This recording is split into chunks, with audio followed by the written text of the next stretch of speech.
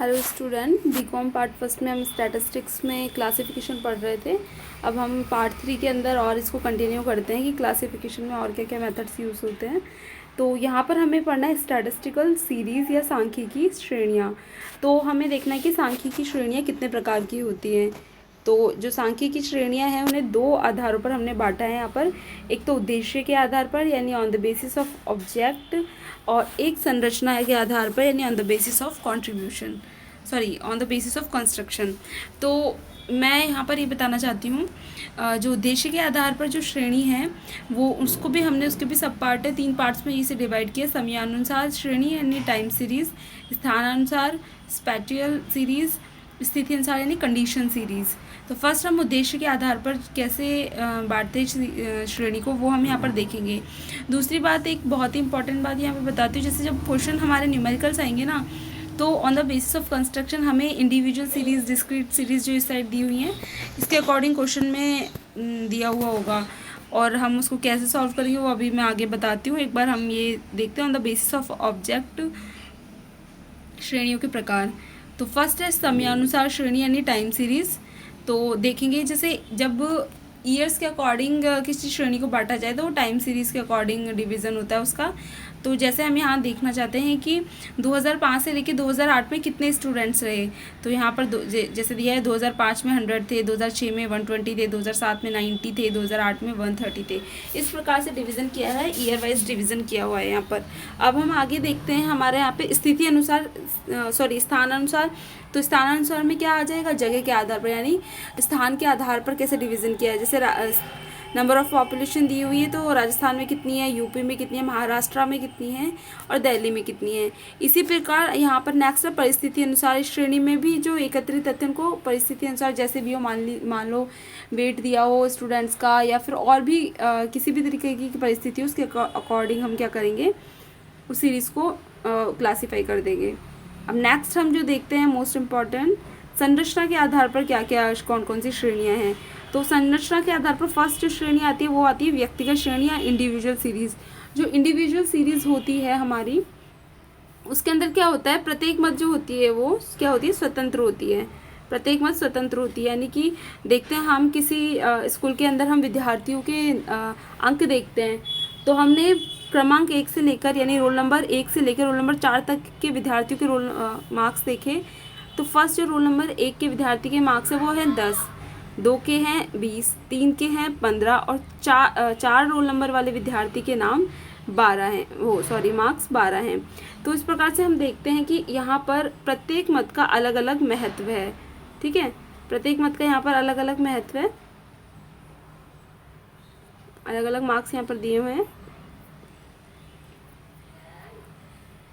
ठीक है, अब नेक्स्ट देखो एक टर्म यूज़ दिए यहाँ पर, मूल्यों का अनुवेशन। तो ऐसे कोई छोटे क्वेश्चन में, ये छोटा क्वेश्चन कोई टिप्पणी में आ जाए उसमें भी पूछ सकता है, और थोड़ा हमें खुद को भी नॉलेज होनी चाहिए कि एरे ऑफ वेरिएबल या मूल्यों का अनुवेशन किसे कहते हैं। तो जो अवर्गीकृत तथ्यों को अगर हम असेंडिंग और डिसेंडिंग ऑर्डर में जमाते हैं तो वो क्या कहलाता है, अनुवेशन कहलाता है।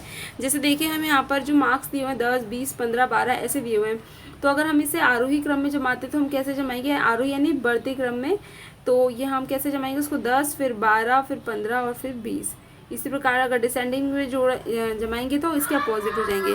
तो इस प्रकार से जब असेंडिंग और डिसेंडिंग ऑर्डर में वेरिएबल्स को हम जमाते हैं तो ये क्या कहलाता है, एरे ऑफ वेरिएबल या फिर मूल्यों का अनुवेशन।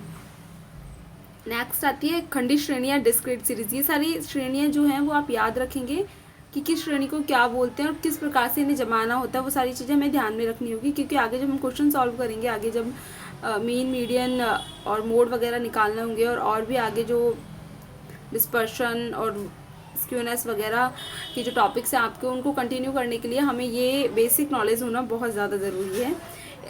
जो अब देखते हैं खंडित श्रेणी क्या होती है। इस श्रेणी के अंदर क्या होता है, प्रत्येक पद का अलग अलग महत्व होता है।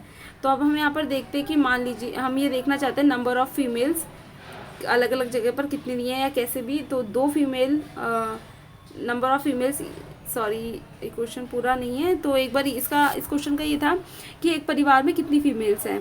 तो number of females in a family कितनी हो गई, यहाँ पर देखेंगे हम, यहाँ पर number of females in a family, तो जिस फैमिली में 2 2 फीमेल है,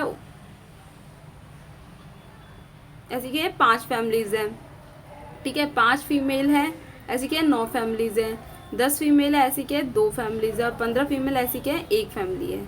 इस तरह से यहाँ पर ये किसी भी जो मद है उसकी क्या फ्रीक्वेंसी देखी जाती है कि कितनी बार वो रिपीट हो रही है। नेक्स्ट है सतत श्रेणी या कंटिन्यूस सीरीज। इस श्रेणी के अंदर क्या होता है, वर्गांतरों में संख्याओं को वर्ग आवृत्ति के रूप में प्रदर्शित किया जाता है। तो यहाँ हम देखते हैं वेट है वो 40 to 45 वेट वाले स्टूडेंट कितने हैं 5, 45 to 50 वाले 10, 50 to 55 वाले 9 और 55 से 60 वाले 5। इस तरह से हम डिवाइड करते हैं। बायोवेट फ्रीक्वेंसी टेबल, ये आपके कोरिलेशन वाले चैप्टर में एक दो क्वेश्चन इस तरीके के आएंगे, बाकी वैसे नॉर्मली नहीं आते हैं, पर हमें नॉलेज होनी चाहिए कि समान मुद्दों की संख्या को जब 2 चर मूल्यों के आधार पर वर्गीकृत किया जाता है तो उस फ्रीक्वेंसी डिस्ट्रीब्यूशन टेबल को हम क्या कहते हैं, द्विचर आवृत्ति वितरण। जैसे हम देखते हैं एज ऑफ वाइफ्स दी हुई है एक साइड से और एज ऑफ हस्बैंड दी हुई है एक साइड, यानी एज ऑफ वाइफ्स कितनी 17, 18, 19, 20 और एज ऑफ हस्बैंड 24, 25, 26, 27। अब ये देखते हैं 17 आयु वाली जो वाइफ है और 24 आयु वाली हस्बैंड है, ऐसे कितने परिवार है, तो यानी 5 परिवार है यहाँ पर आ गए।